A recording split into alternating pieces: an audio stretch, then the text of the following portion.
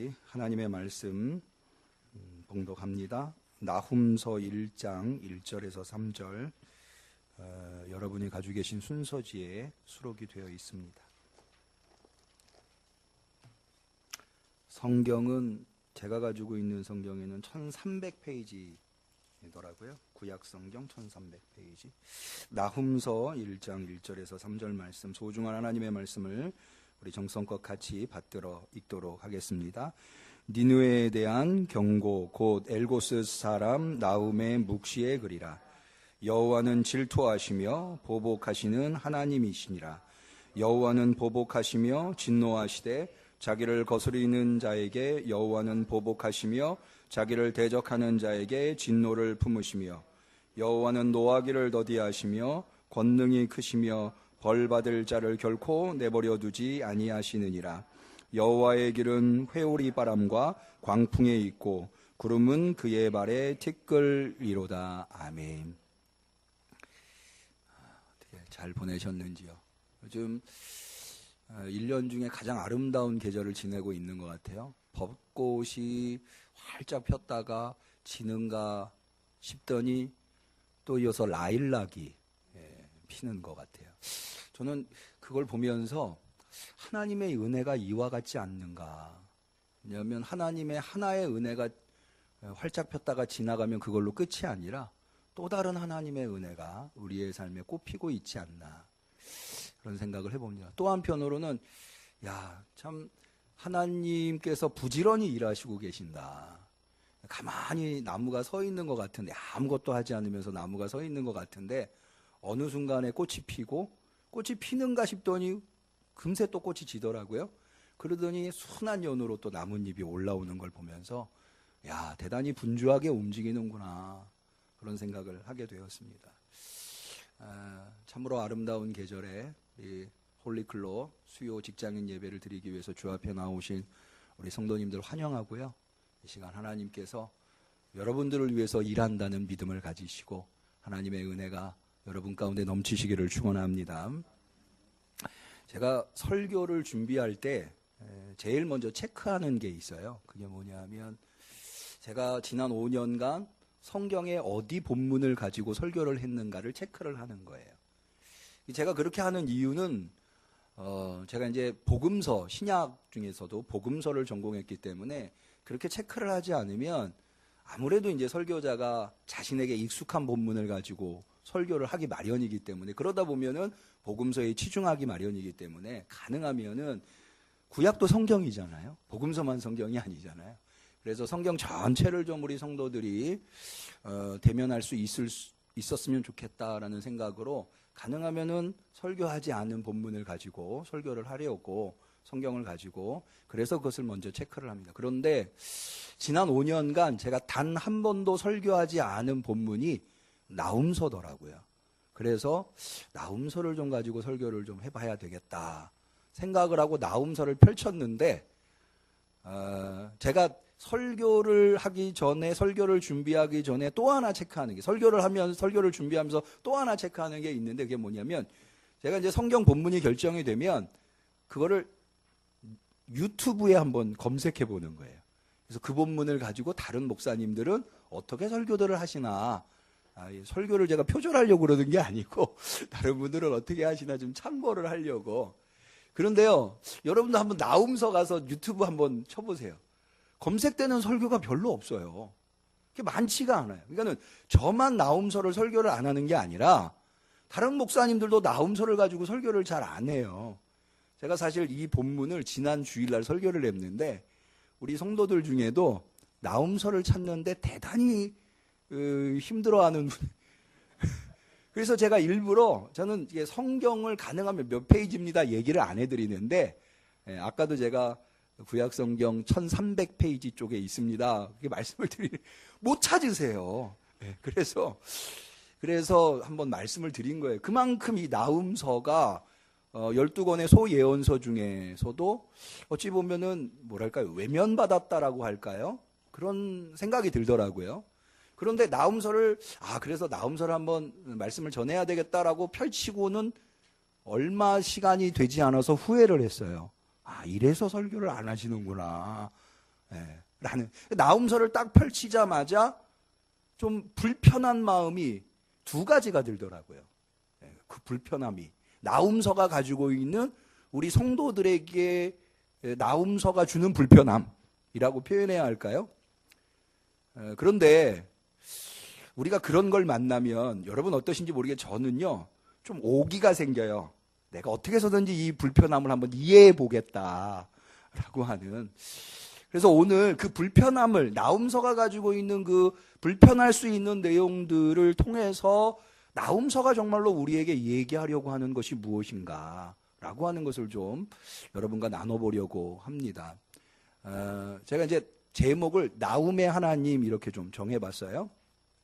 그런데 사실 오늘 말씀은 나훔서 완전 정복 뭐 이렇게 좀 이해하셔도 좋을 것 같아요. 나훔서는 3장으로 구성이 되어 있는데 그런데 사실 그냥 아무 생각 없이 나훔서를 읽어보시면 첫 번째 만나는 불편함이 뭐냐 하면 바로 1장 1절을 한번 보셔요. 니느웨에 대한 경고. 그러니까는 나훔서는요 뭐에 대한 하나님의 심판의 말씀인가 하면 니느웨에 대한 하나님의 심판의 말씀이에요. 거기 니느웨에 대한 경고 곧 엘고스 사람 나훔의 묵시의 글이다 라고 했는데 여기 경고라고 번역되어 있는 히브리어는 원래 무거운 짐이라는 뜻인데 하나님께서 니느웨에 무거운 짐을 쥐어주셨다는 거예요. 그게 사실은 무슨 의미냐면은 심판 선포의 말씀이다라는 거예요. 나훔서는 니느웨에 대해서 하나님이 심판을 선포하신 내용으로 되어 있어요. 그런데 여러분 이게 왜 불편한지 감이 딱 오시지 않으세요? 니느웨 하면은 우리가 어디가 딱 떠오르나요? 요나. 요나서가 사실 나훔이라고 하는 이 예언서보다 우리한테 훨씬 익숙한 예언서는 요나서죠. 12선지서, 성경에는 4개의 대선지서와 12개의 소선지서가 있는데 뭐 그 대하고 소는 이건 큰 의미는 없어요. 분량이 많으면 되고 분량이 적으면 소에 큰 의미는 없는데 어쨌든 나훔서, 니느웨에 대한 하나님의 말씀이 나훔서에만 있는 게 우리에게 더 익숙한 것은 요나서. 그런데 요나서에는 니느웨가 어떻게 묘사되어 있죠?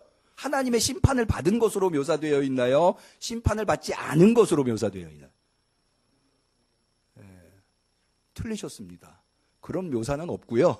니느웨가 회개했다라는 내용으로만 끝나. 심판하지 않았다 뭐 이런 얘기는 없고 니느웨가 회개했다. 그러면서 이제 마지막 내용이 이거죠. 이제 니느웨의 하나님의 심판을 선포한 요나가 니느웨를 어떻게 할 것인가 이렇게 동구박에서 이렇게 지켜보지 않습니까? 그런데 니느웨가 막 온통 회개를 하잖아요. 왕으로부터 심지어 어린아이에 이르기까지 금식하면서 그걸 보면서 이제 탄식을 하는 거죠. 그런데 그러고 있는데 여러분 잘 아시는 대로 박넝쿨이 이렇게 만들어지잖아요. 그래서 시원한 거예요. 너무 기분이 좋은 거죠. 사실 그런데 동풍이 불어와가지고 이 박넝쿨이 다 말라 비틀어졌어요. 그러니까 직사광선이 내리쬐가지고 이 요나가 하나님한테 뭐라고 그러죠? 죽여달라고 그럽니다. 그늘 없어졌다고 죽여달라고 하는 예언자는 아마 요나밖에. 근데 조금 이게 한번 어떤 학자는요, 왜 요나가 그늘이 사라졌다고 해서 죽여달라고 그러게 이런 것도 연구하는 학자가 있어요. 왜 그랬나? 근데 고대의 예언자들은요, 대머리가 좀 많이 있었다고 해요. 대머리가. 여러분 혹시 엘리사 사건 생각나세요? 엘리사가 가다가 어린아이들이 갑자기 튀어나와가지고 대머리라고 놀려가지고 곰이 나와서 어린아이를 찢어 죽인 사건이 성경에 나와요. 네. 대머리가 좀 많이 있었다 해요. 대머리는 여기는 대머리가 없으신 것 같은데 이게 직사광선이 굉장히 괴로운가 보더라고요. 제가 학교 다닐 때 어떤 여자분이 좀 장애가 있으신지 머리가 없으시더라고요. 그래서 도서관에서 식당으로 꽤 걸어가야 되는데 늘 수건을 머리에다 이렇게 쓰시고 이렇게 식당을 가는 걸 봤어요. 이게 직사광선이 굉장히 좀 따가운가 봐요. 어쨌든 뭐 그것 때문에 요나가 죽여달라고 했을 것이다 이렇게 얘기하는 학자들도 있는데 거기에서 중요한 건 뭐냐면 하나님께서 너가 이렇게 하루밖에 없었던 박넝쿨도 사랑했는데 니느웨에는 좌우를 분별하지 못하는 사람들이 얼마나 많고 거기는 가축들이 얼마나 내가 니느웨를 사랑하지 아니하는 것이 맞겠느냐. 내가 니느웨를 사랑하는 것이 맞는 게 아니냐 이런 얘기를 하시거든요. 그러고는 요나서가 끝나요. 그러니까는 지금 다 말씀하신 대로 니느웨는 하나님의 심판을 받지 않았을 것이라고 얼마든지 합리적으로 추정해 볼 수 있는 거죠. 그렇게 사랑하신데 심판하셨겠어요? 그런데 나훔서는 뭐라고 되어 있어요? 하나님이 니느웨를 반드시 심판할 거라는 거예요. 반드시. 그럼 이게 충돌하잖아요. 그럼 우리는 당연히 생기는 의문이 뭐가 될까요? 뭐가 맞을까? 이런 생각이 당연히 들죠? 팩트 체크를 제가 해드리겠습니다. 뭐가 맞나? 니느웨가 하나님의 심판을 받은 게 맞나? 안 받은 게 맞나? 나훔서가 맞습니다. 나훔서. 612년에 이 니느웨가 어디의 수도냐면 아수르라고 하는 아시리아라고 하는 나라의 수도인데 이 아시리아가 612년에 바벨론과 메대 연합군에 의해서 멸망합니다. 그럴 때 이 니느웨도 완전히 멸망을 해버려요. 그러면 또 생기죠? 아니 멸망했는데 왜 요나는 니느웨가 하나님의 사랑을 받았다고 이야기하나? 궁금하시죠? 그거는 제가 나중에 요나서를 설교할 기회가 있으면 그때 그거 얘기하려면 너무 시간이 많이 걸려서 한 가지 더 나훔서에 문제가 있어서 그 문제를 오늘 주로 다뤄야 되기 때문에 요나서의 이 주제는요. 다음에 제가 요나서를 다룰 때에 드라마가 끝날 때 이렇게 다음에를 기대하게끔 예, 이 요나서가요. 한 가지만 말씀드릴게요. 예언서 중에 대단히 독특한 문학적 표현을 가지고 있어요. 왜냐하면 16권의 대부분의 예언서들은 다 하나님이 예언자들을 통해서 하시는 말씀으로 구성되어 있어요.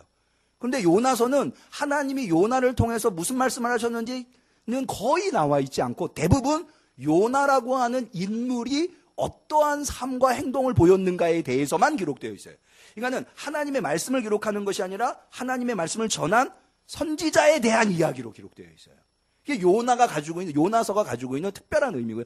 그것을 이해하는 것이 대단히 중요한데요. 왜냐하면 이 요나서는 그렇게 끝나는 것이 아니라 신약에 오면 예수님께서 내가 너희에게 보일 표적은 무슨 표적밖에 없다? 요나의 표적밖에 없다. 그런데 우리는 이 요나의 표적 하면은 요나가 고래배 속에 3일 동안 들어갔다가 살아나온 것을 생각하는데 그래서 예수님이 십자가에 죽으셨다가 3일 만에 부활하신 것을 생각하는데 사실은 요나서가 갖고 있는 의미를 제대로 알면 훨씬 더 그거보다 깊고 풍부한 의미가 요나의 표적이라고 하는 말 안에 담겨 있다고 하는 그거는 제가 나중에 대단히 궁금하시겠지만 참으시고 다음 달에 한번 제가 요나서를 한번 해보든지 하고 오늘은 나훔서. 그러니까는 나훔서가 팩트 체크를 하면 맞는 거예요. 네, 그러면 두 번째 나훔서가 가지고 있는 불편함은 뭐냐? 여러분이 오늘 2절, 3절을 읽으셨는데 이미 읽으실 때 불편함을 느끼셨을 것 같아요. 네, 여호와가 자신을 여호와는 뭐 하시는 분이에요? 질투하시며. 네. 질투한다. 이러면 우리가 단순하게 좀 하나님이 질투하셔도 되나? 뭐 이런 생각이 들긴 하지만 그럼에도 불구하고 우상 섬기면 그걸 질투한다는 표현으로 하신 거겠지. 익스큐즈 할 수 있어요. 이해할 수 있어요. 그런데 그 다음엔 뭐라 그래요? 보복하신다. 한 번으로 끝나는 게 아니에요. 그 다음에 여호와는 보복하시며 진노하시되 자신을 거스리는 자에게 여호와는 보복하시며 자기를 대적하는 자에게 진노를 품으시며. 그런데 3절은요. 3절 앞부분은 2절 내용과는 또 달라요. 그런데 보복하신다고 해놓고선 3절에서는 여호와는 뭐라고 그래요? 노하기를 더디하신다. 이게 좀 이게 성경을 이렇게 표현해서 이해하세요. 제가 이게 좀 정신분열적 사고가 아닌가 라는 생각이 들 정도로 이게 앞뒤가 안 맞잖아요. 질투 하나님은 질투하시며 보복하시는 하나님인가? 여러분 이게 용납이 되십니까? 이해가 되세요? 우리의 평균적 신앙, 이게 표현이 좀 그렇습니다만은 일반적 신앙의 개념으로 하나님은 어떤 분이에요? 자신의 독생자 아들을 십자가에 자신이 희생할지언정 누군가에게 보복하는 하나님. 이게 용납이 안 되는 문제예요. 이걸 어떻게 이해해야 하는가? 왜 하나님은 스스로를 질투하시며 보복하신 하나님이라고 소개하고 있는가? 나훔서가 얘기하려고 하는 하나님은 어떤 하나님인가? 이게 이해가 안 되면은요, 그 다음에 나와 있는 나훔서 3장으로 구성되는 모든 내용이 사실은 이해가 안 돼요. 다 이 얘기거든요. 그러면 이 나훔서가 가지고 있는 질투하시며, 여러분 우리가 좀 생각해 보면, 여러분 질투하고 보복하는 게 좋은 일인가요?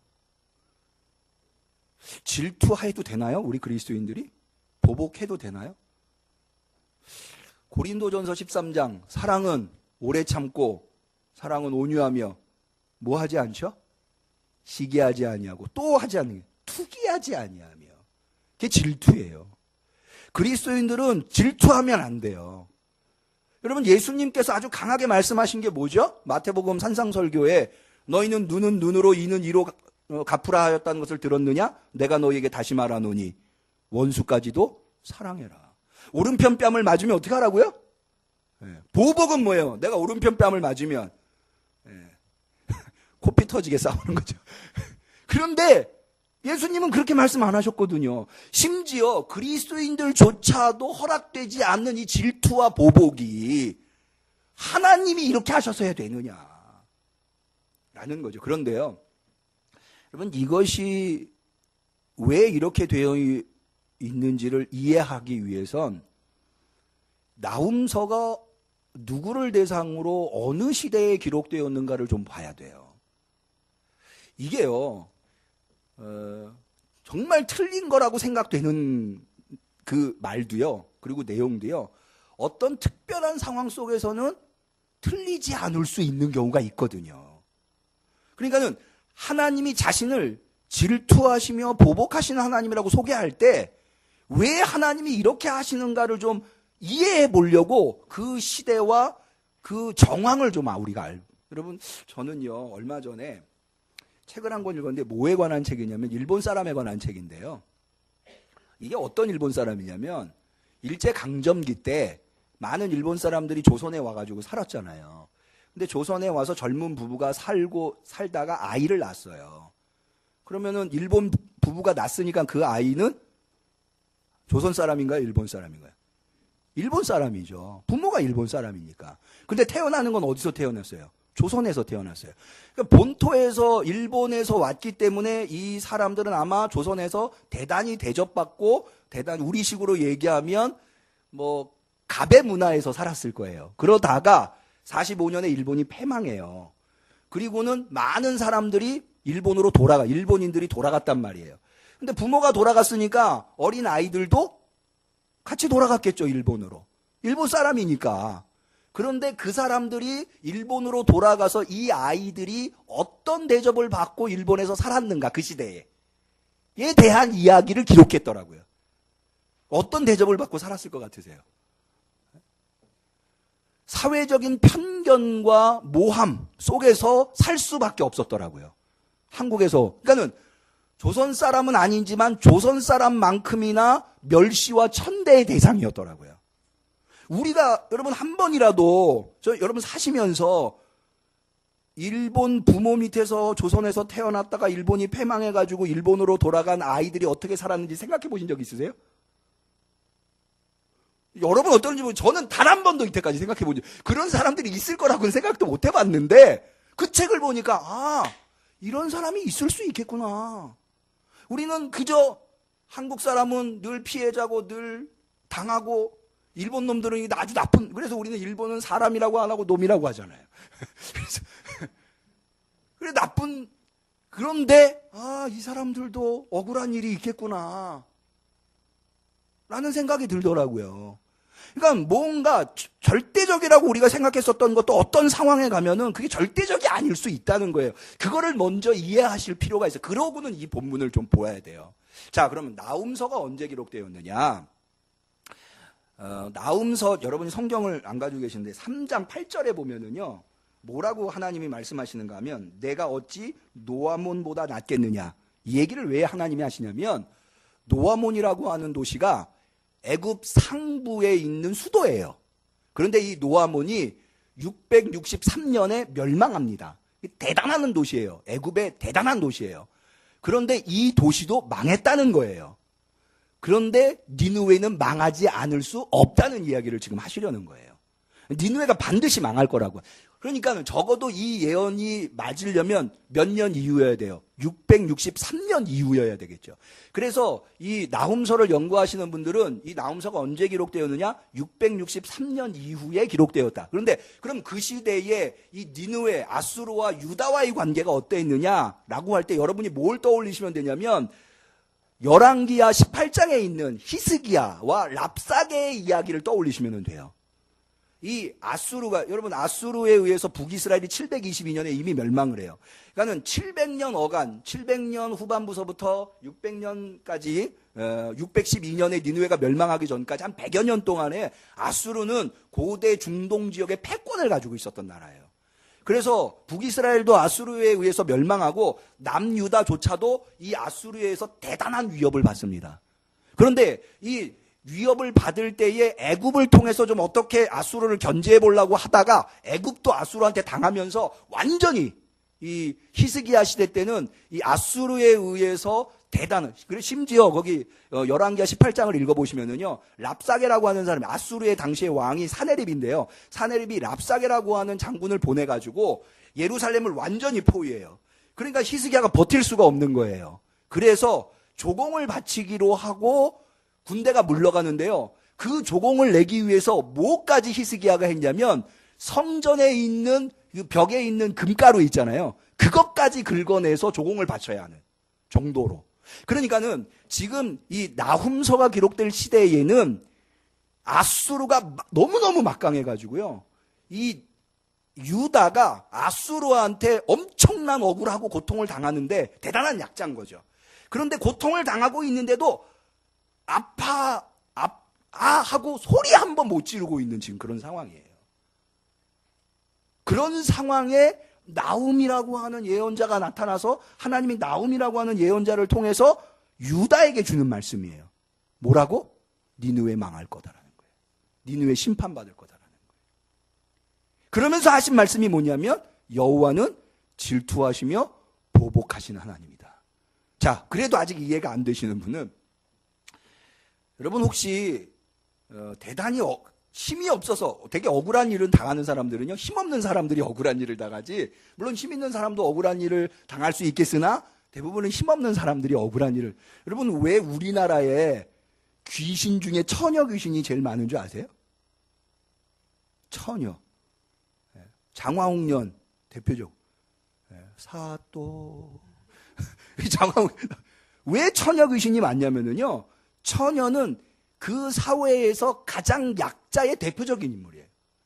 그러니까는 이 처녀가 원한이 억울한 죽음을 당한 거예요. 그래가지고 죽어서라도 이 원한을 갚으려고, 그런 걸 원기라고 합니다, 우리나라에 의하면.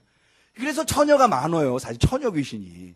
이야기 중에 이게 억울한 사람들은요, 이 억울한 너무 약해서 억울해가지고 강자한테 당했는데 악소리도 못 내는 이런 사람들은요, 늘 겁에 질려 있어요. 그래서 이런 사람들을 좀 위로해 보려고 해보신 적 있으세요? 여기 변호사님들도 계시니까 아마 있으실 것 같아요. 그런 사람들은요, 공정하게 잘잘못을 따지는 사람한테는 위로를 잘 못 받아요. 어떤 사람한테 위로를 받냐? 자기가 좀 잘못했어도 전적으로 자기 편에서 자기의 이야기를 들어주는, 자기가 조금 잘못해도 괜찮아, 너 잘못한 거 없어, 너는 걱정하지 마, 내가 이 나쁜 놈 내가 반드시 없애줄게, 이렇게 전적으로 자기 편에 편중되어 있는 사람이어야만 그 약자, 그 억울한 일을 당하는 사람을 위로해 줄 수 있는. 여러분, 나훔이라고 하는 말이 구약 성경에 한 번 나오는데요, 어디에 나오냐면요, 사라가 죽어서 아들 이삭이 굉장히 슬픔에 잠겼어요. 그런데 이제 아브라함이 노종을 보내가지고 이삭의 아내 리브가를 데려오잖아요. 리브가가 이삭이 너무 슬퍼가지고 이렇게 들판에 있는데 저쪽에서 아리따운 여인이 한 명 이렇게 오는 거예요. 그러니까 리브가예요. 그래서 리브가를 아내로 맞이해서 위로를 받았더라라고 하는 말씀이 나와요, 창세기에. 거기에 위로가 바로 나훔이에요. 그래서 나훔의 하나님 하면은 무슨 의미냐? 위로의 하나님이란 뜻이에요. 위로의 하나님.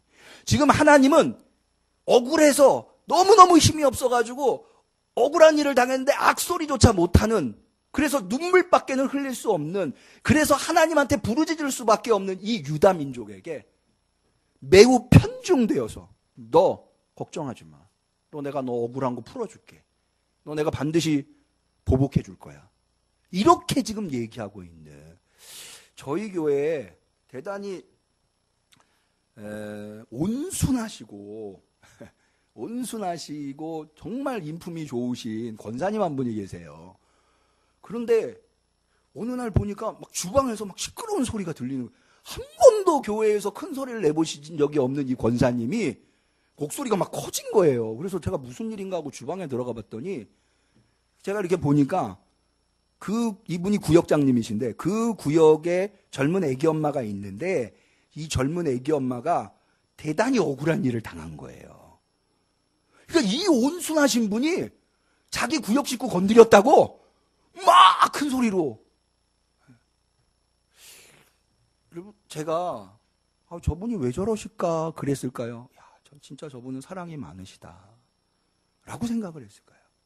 여러분, 여기 지금 하나님이요, 너무너무 약하고 억울해서 죽겠다는 소리 한마디 못하고 있는 이 유다에게 매우 편중되어서 너 걱정하지 마. 내가 너 억울한 거 풀어줄 거야. 내가 너 복수해 줄 거야. 라고 얘기하시는 거는 하나님의 사랑의 발로다. 라고 하는 거예요. 그러니까 그걸 이해하실 수 있을 때 이 나훔서 3장을 찬찬히 한번 그런 관점에서 읽어보시면 이 나훔서 3장이 전체가 이해가 되더라고요, 저는. 그런데요, 여러분 보세요. 하나님의, 우리 아까 찬양 인도하시는 분도 공의의 하나님을 얘기하셨는데, 공의하면은요, 옳고 그름을 따지는 것이라고 생각하실 수 있어요. 물론 그게 공의예요. 그런데요, 하나님의 공의, 이게 구약 성경이고 신약 성경이고 의라고 하는 단어, 구약에서는 짜데크, 신약에서는 디카이오스인데 이 의라고 하는 단어, 우리는 옳고 그름을 따지는 거잖아요. 그런데 유대 민족에 의한 의의 개념은요, 옳고 그름을 따지는 게 아니고요, 관계성에서 의예요. 마리아의 남편 요셉은 어떤 사람이죠? 의로운 사람이라고 그러잖아요. 그가 왜 의로운 줄 아세요? 마리아와 정혼한 것을 지키려고 신의를 가지고 있기 때문에, 그러니까는 이 의라고 하는 개념은 관계성 속의 개념이에요. 하나님이 이스라엘에게 의로우시다라고 하는 말은 바로 그러면 하나님은 어떤 관계성 속에서 이 의를 행하시느냐면요, 늘 하나님은 약자 편에 치중되어 계세요. 약자 편에. 사실요, 우리가 이렇게 보면 이게 약자들이 억울한 일을 당할 때 약자가 다 잘한 것만은 아니에요. 잘못하는 부분들도 있어요. 구타 유발자라고 하잖아요. 맞을 짓을 하는 사람들이 있어요. 그런데 하나님은요, 그걸 따지지 않으세요. 출애굽기 22장에 보면 저는 그 말씀 보고 충격을 받았는데 뭐라고 되어 있냐면요, 너가 만약 힘이 있다고 누군가를 과부나 고아를 억울하게 만들잖아? 그러면은 너 똑바로 들어. 네 아내를 내가 과부를 만들 거고 네 아이를 고아로 만들 거야. 하나님이 이렇게 얘기를 하셔요. 고아나 과부 억울하게 만들면 그렇게 할 거라는. 출애굽기 22장에 나오는 얘기. 여러분, 신약에도요, 예수님 한번 생각해 보세요. 예수님이 누구를 위해서 이 세상에 오셨죠? 의인을 부르러 온 것이 아니라 죄인을 부르러 왔다. 예수님이 왜 십자가에 달리셨죠? 연약한 우리를 위해서. 그러니까는 약자에게 대단히 편중되어 있는 하나님의 사랑, 이것을 여기서 발견해 볼 수 있는, 이 이야기를 통해서 저는 두 가지 교훈 좀 생각을 할 수 있는데요. 첫 번째가 뭐냐면, 여러분, 우리가 살다 보면 힘없어서 억울한 일을 당할 때가 있어요. 그때 실망하지 마세요. 낙심하지 마세요. 하나님이 여러분에게 나움의 하나님이 되어주실 겁니다. 나움의 하나님이 여러분, 나움의 하나님이 바로 예수님을 살리신 하나님이에요. 십자가에 억울한 죽음을 당하신 예수님을 살리신, 부활하게 하신 하나님이 나움의 하나님의 위로의 하나님인 거예요. 의로운 일을 하다가 억울한 일을 당하셨어요? 하나님을 위해서 살다가 억울한 일을 당하셨어요? 낙심하지 마시고 실망하지 마시고 좌절하지 마세요. 하나님 반드시 도와주실 겁니다. 위로해 주실. 두 번째, 여러분 이미 아실 거예요. 자기보다 조금만 힘이 없어도 세상은 갑질하려고 그래요. 그 권력을 휘두르려고 그래요. 얼마 전에도 요즘 매스컴에 떠들썩하게 나오는 대한항공 사건 보시잖아요. 사람이라고 하는 게 그래요. 조금만 자기가 좀 높은 위치에 있고 조금만 힘이 있으면은요, 그거 막 휘두르고 싶어 해요. 그런데요, 우리 그리스도인들, 나움의 하나님을 알고 있다면 절대로 그러시면 안 돼요. 누군가 억울하게 하시면 안 돼요. 그래서 예수님 말씀하신 거예요. 너 하나님 앞에 예물을 드리러 가다가 뭐가 생각나거든? 예? 뭐가? 잘못한 게 형제에게 원망 들을 만한 일이 생각나거든. 잘못한 게 아니에요. 잘못을 내가 잘못 안 해도 누군가 나를 원망할 수 있잖아요. 원망 들을 만한 일이 생각나거든. 예물 내려두고 돌아가서 그와 화해하고 와서 예물을 드려라. 우리 그리스도인들은요, 잘못을 따지기 이전에 내가 누군가에게 원망 들을 만한 일을 하진 않는가 라는 것을 생각할 수 있어야 돼요. 그래서 절대로 약자를 억울하게 만드는 순간 하나님은 우리를 대적으로 생각하실 거예요. 약자 편에서 억울한 사람 만들지 않고 하나님의 은혜를 받으실 수 있는 우리 성도님들이 되시기를 주님의 이름으로 간절히 축원합니다.